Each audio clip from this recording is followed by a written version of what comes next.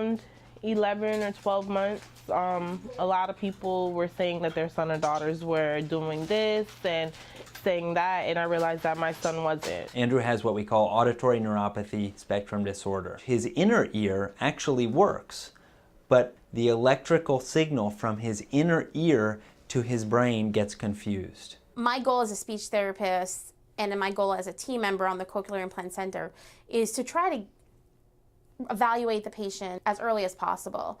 As soon as you know there's hearing loss, what can we do to give that child the most benefit for listening?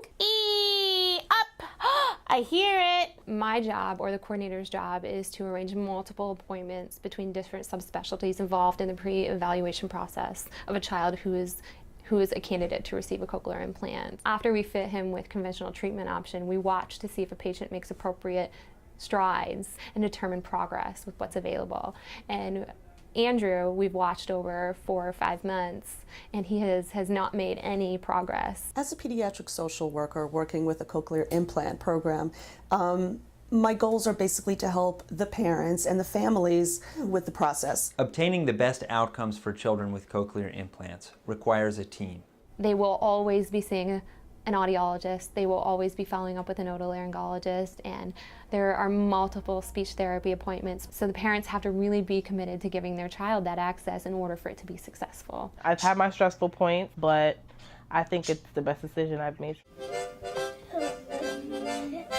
With this cochlear implant, we'll allow him to enter the hearing world with the rest of his family. Andrew will come in on the morning of surgery. He'll be taken back to the operating room. He'll receive general anesthesia, and over the course of usually a couple of hours, we'll do the operation. The cochlear implant is a very small device that's placed underneath the skin behind his ear.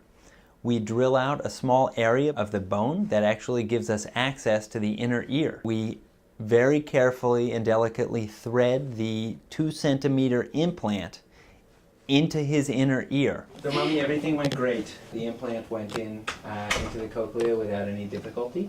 So for the activation, everything should be great. Okay. So it works. Yeah, it works. He will function and be a productive member of society because of this true miracle of modern medicine. It's without a doubt the greatest thing I can do for a patient. Look at him look. He's like, what's going on? To make sure the swelling's fine. A lot of the things I'm doing, he's not actually going to hear.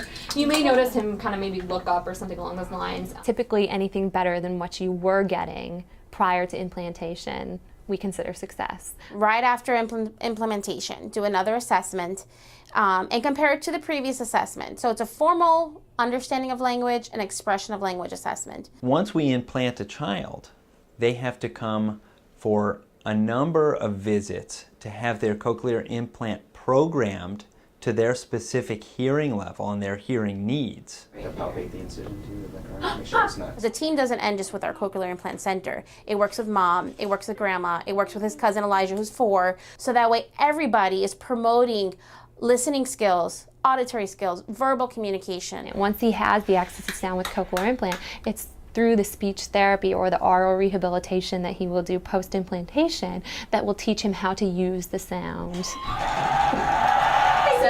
And with his age and his neuroplasticity, he'll thrive.